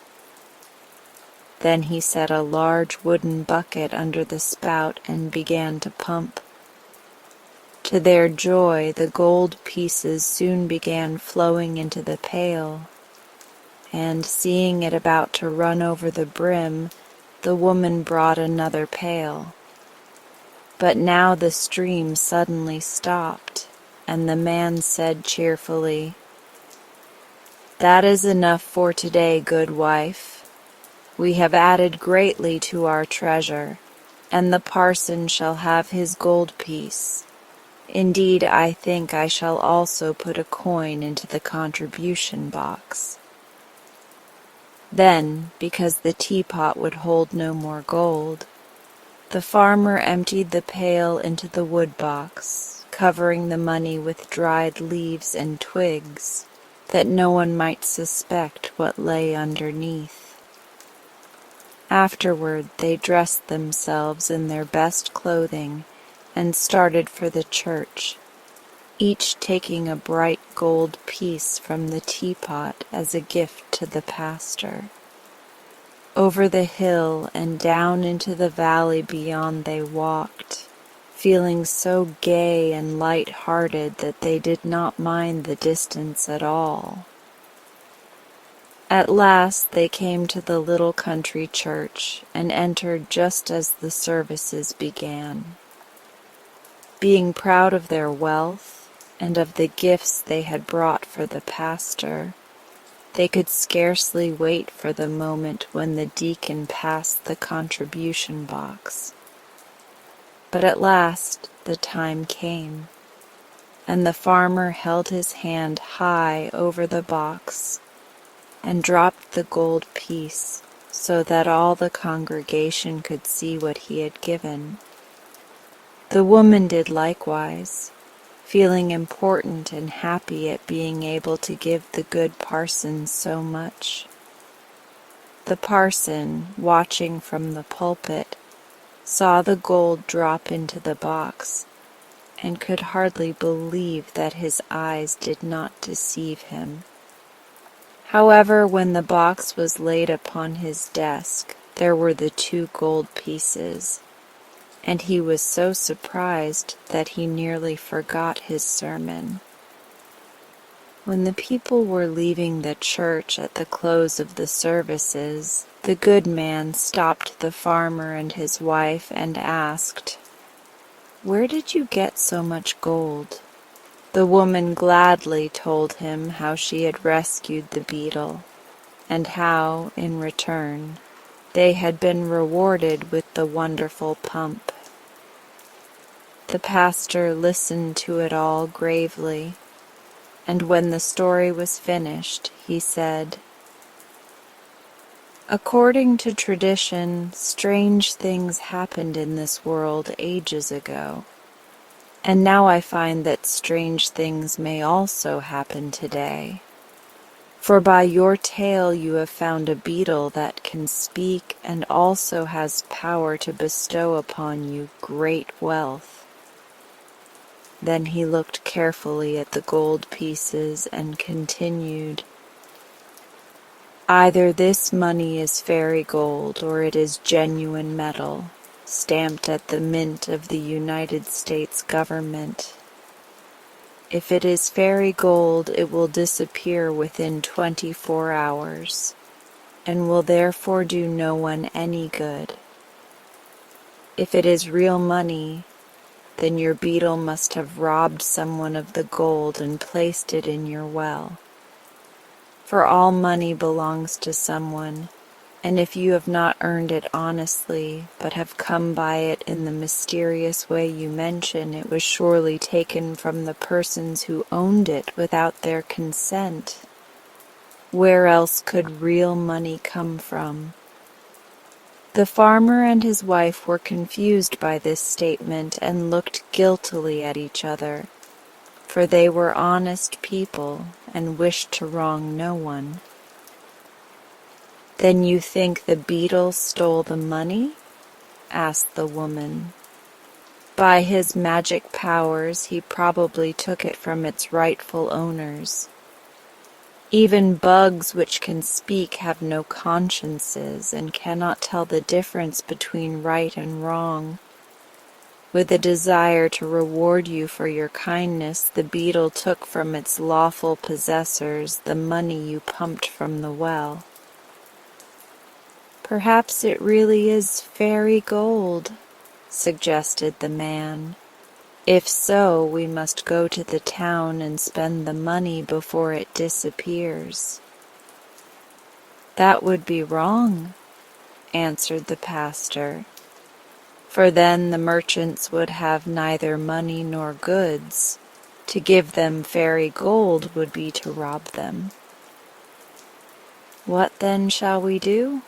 asked the poor woman, wringing her hands with grief and disappointment. "Go home and wait until tomorrow. If the gold is then in your possession, it is real money and not fairy gold. But if it is real money, You must try to restore it to its rightful owners. Take also these pieces which you have given me, for I cannot accept gold that is not honestly come by." Sadly, the poor people returned to their home, being greatly disturbed by what they had heard. Another sleepless night was passed, and on Monday morning they arose at daylight and ran to see if the gold was still visible. "It is real money after all," cried the man, "for not a single piece has disappeared." When the woman went to the brook that day, she looked for the beetle, and sure enough, there he sat upon the flat stone. "Are you happy now?" asked the beetle, as the woman paused before him. "We are very unhappy," she answered. "For, although you have given us much gold, our good parson says it surely belongs to someone else, and was stolen by you to reward us." "Your parson may be a good man," returned the beetle with some indignation, "but he certainly is not overwise. Nevertheless, if you do not want the gold, I can take it from you as easily as I gave it." "But we do want it," cried the woman fearfully. "That is," she added, "if it is honestly come by." "It is not stolen," replied the beetle sulkily, "and now belongs to no one but yourselves. When you saved my life, I thought how I might reward you, and knowing you to be poor, I decided gold would make you happier than anything else. You must know," he continued, "that although I appear so small and insignificant, I am really king of all the insects, and my people obey my slightest wish. Living as they do close to the ground, the insects often come across gold and other pieces of money which have been lost by men and have fallen into cracks or crevasses, or become covered with earth or hidden by grass or weeds. Whenever my people find money in this way, they report the fact to me, but I have always let it lie, because it could be of no possible use to an insect. However, when I decided to give you gold, I knew just where to obtain it without robbing any of your fellow creatures. Thousands of insects were at once sent by me in every direction to bring the pieces of lost gold to this hill. It cost my people several days of hard labor, as you may suppose. But by the time your husband had finished the well, the gold began to arrive from all parts of the country, and during the night my subjects dumped it all into the well, so you may use it with a clear conscience, knowing that you wrong no one." This explanation delighted the woman, and when she returned to the house and reported to her husband what the beetle had said, he also was overjoyed. So they at once took a number of the gold pieces and went to the town to purchase provisions and clothing, and many things of which they had long stood in need. But so proud were they of their newly acquired wealth that they took no pains to conceal it. They wanted everyone to know they had money, and so it was no wonder that when some of the wicked men in the village saw the gold, they longed to possess it themselves. "If they spend this money so freely," whispered one to another, "there must be a great store of gold at their home." "That is true," was the answer. Let us hasten there before they return and ransack the house." So they left the village and hurried away to the farm on the hill, where they broke down the door and turned everything topsy-turvy until they had discovered the gold in the wood box and the teapot. It did not take them long to make this into bundles, which they slung upon their backs and carried off, and it was probably because they were in a great hurry that they did not stop to put the house in order again. Presently the good woman and her husband came up the hill from the village with their arms full of bundles, and followed by a crowd of small boys who had been hired to help carry the purchases. Then followed others, youngsters and country louts, attracted by the wealth and prodigality of the pair, who from simple curiosity trailed along behind like the tail of a comet and helped swell the concourse into a triumphal procession. Last of all came Guggins, the shopkeeper, carrying with much tenderness a new silk dress which was to be paid for when they reached the house, all the money they had taken to the village having been lavishly expended.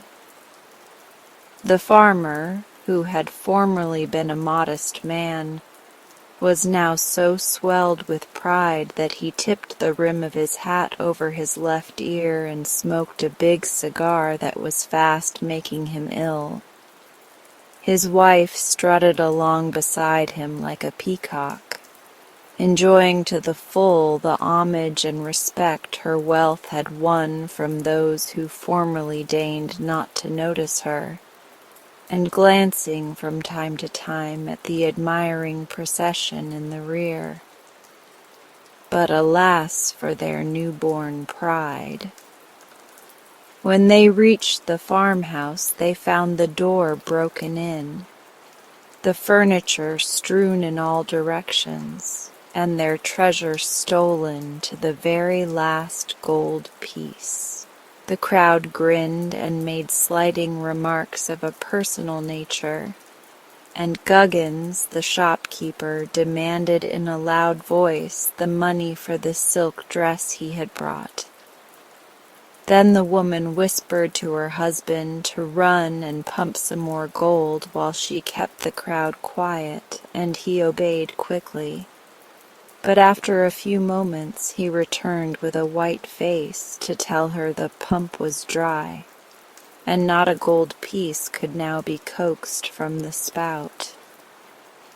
The procession marched back to the village, laughing and jeering at the farmer and his wife, who had pretended to be so rich, and some of the boys were naughty enough to throw stones at the house from the top of the hill.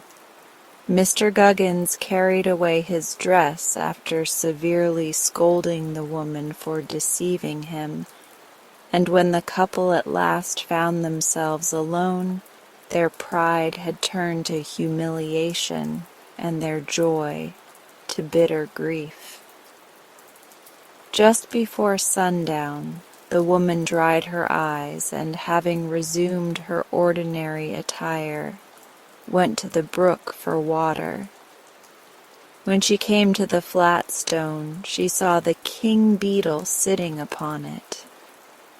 "The well is dry," she cried out angrily. "Yes," answered the beetle calmly. "You have pumped from it all the gold my people could find." "But we are now ruined," said the woman, sitting down in the path beginning to weep.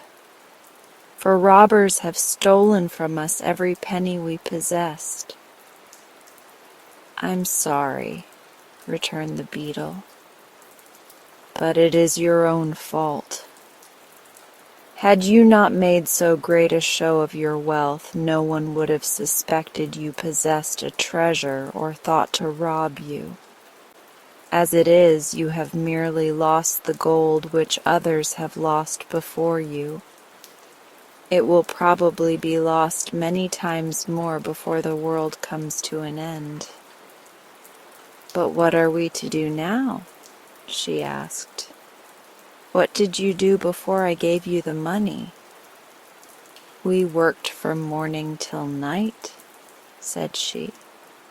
"Then work still remains for you," remarked the beetle composedly. "No one will ever try to rob you of that, you may be sure." And he slid from the stone and disappeared for the last time. This story should teach us to accept good fortune with humble hearts and to use it with moderation.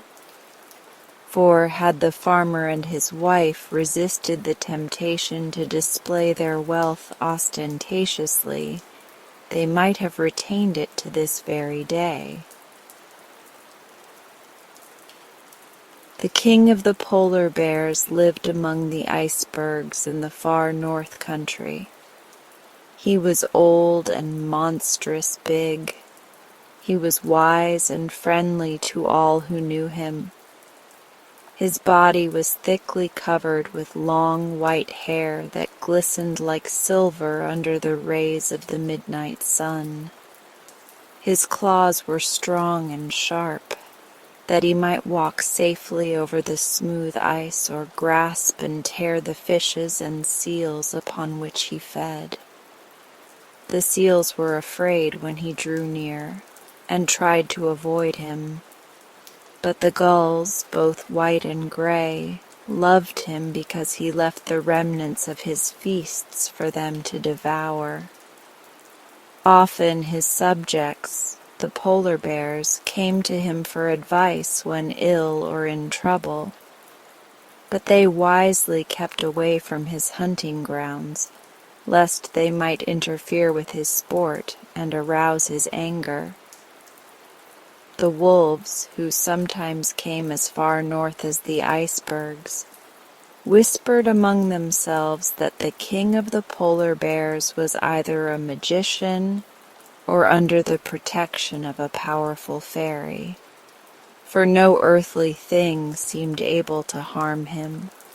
He never failed to secure plenty of food, and he grew bigger and stronger day by day and year by year. Yet the time came when this monarch of the north met man, and his wisdom failed him.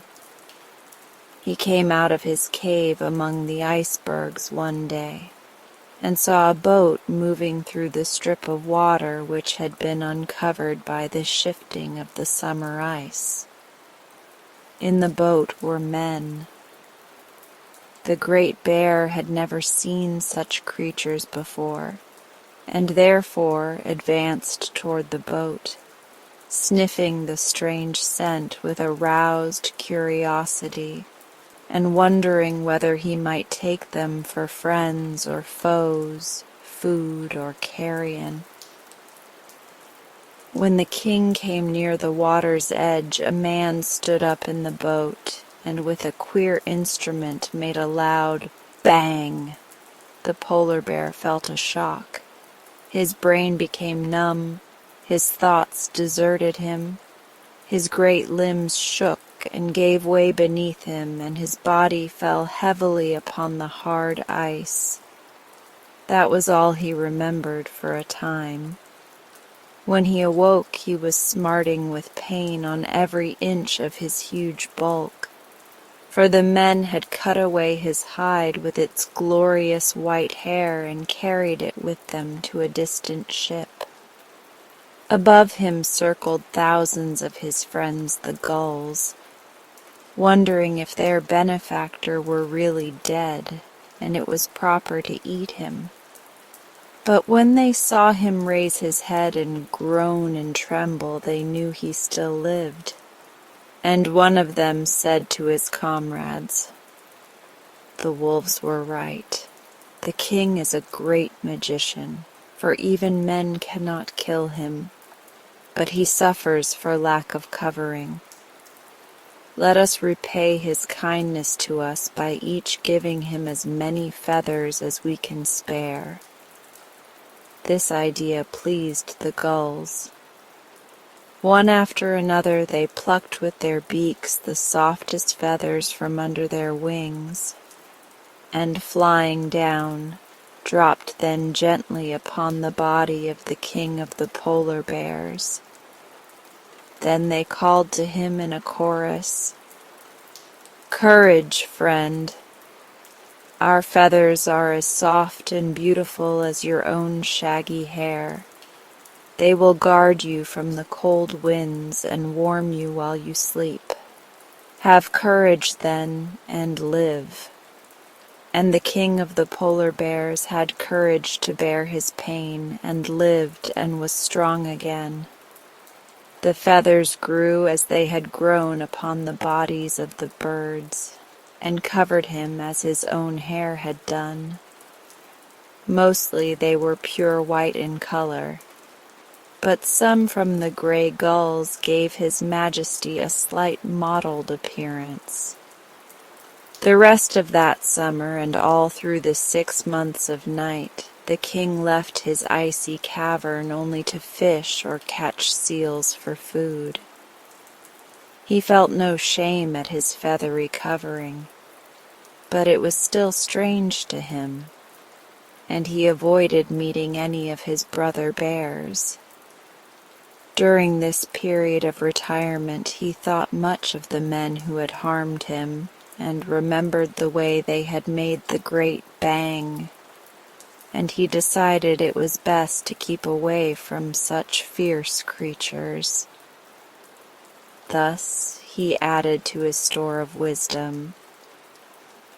When the moon fell away from the sky and the sun came to make the icebergs glitter with the gorgeous tintings of the rainbow, 2 of the polar bears arrived at the king's cavern to ask his advice about the hunting season.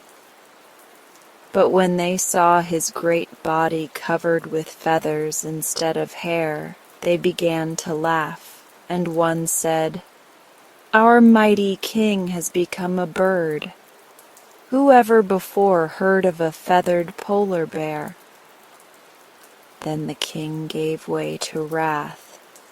He advanced upon them with deep growls and stately tread, and with one blow of his monstrous paw stretched the mocker lifeless at his feet.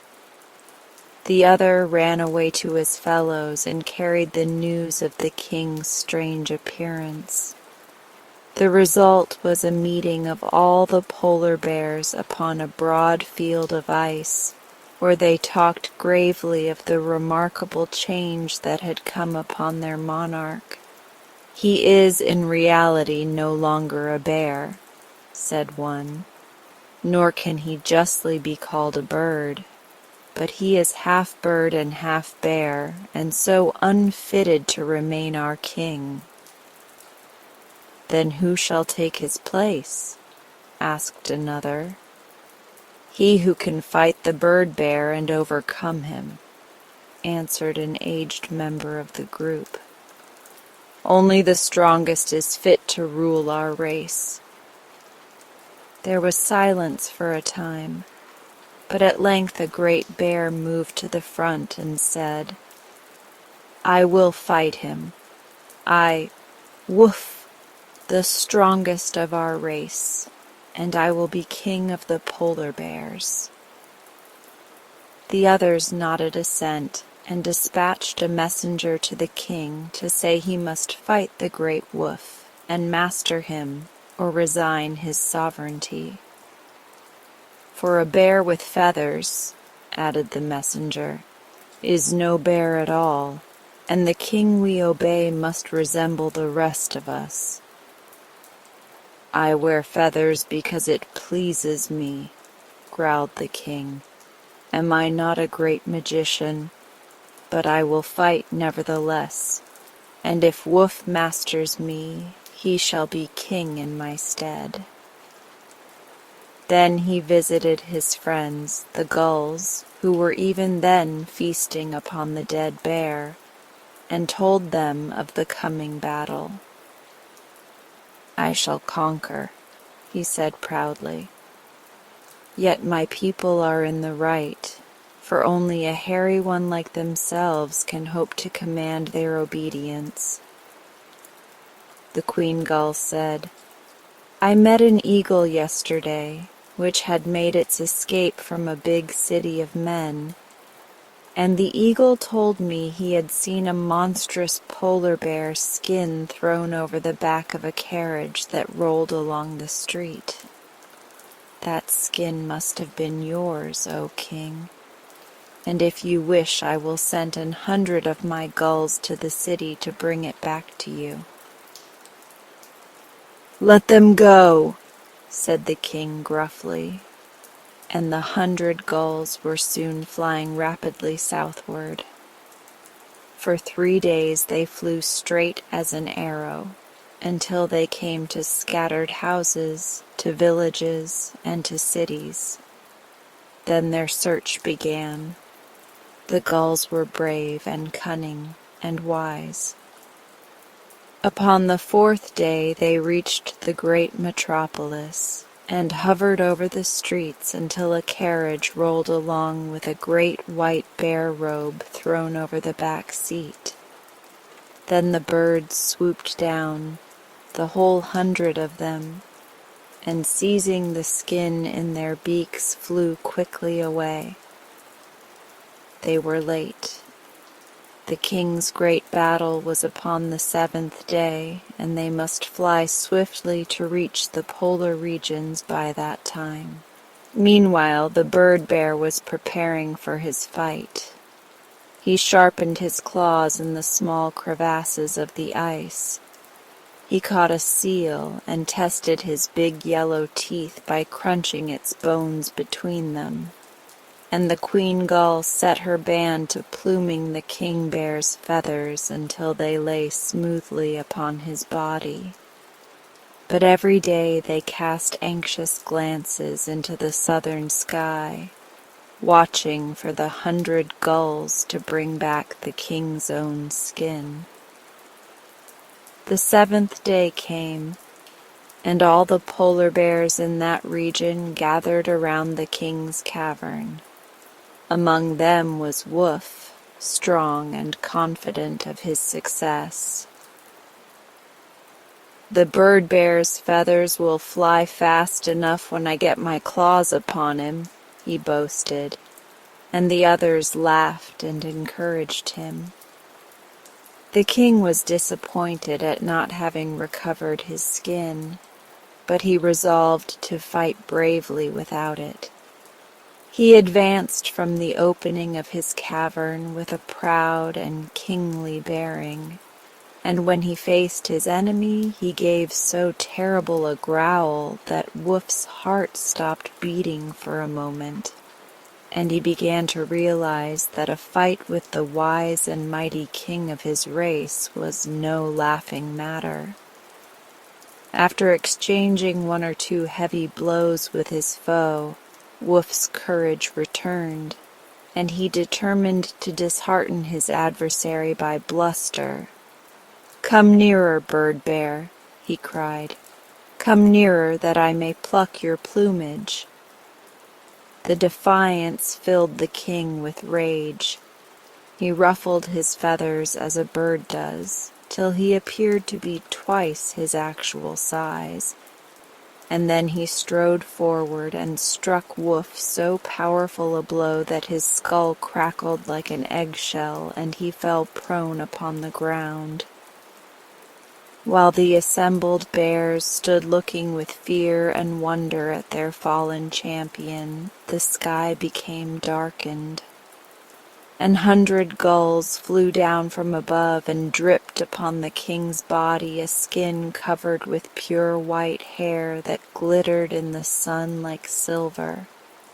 And behold, the bears saw before them the well-known form of their wise and respected master, and with one accord they bowed their shaggy heads in homage to the mighty king of the polar bears. This story teaches us that true dignity and courage depend not upon outward appearance, but come rather from within.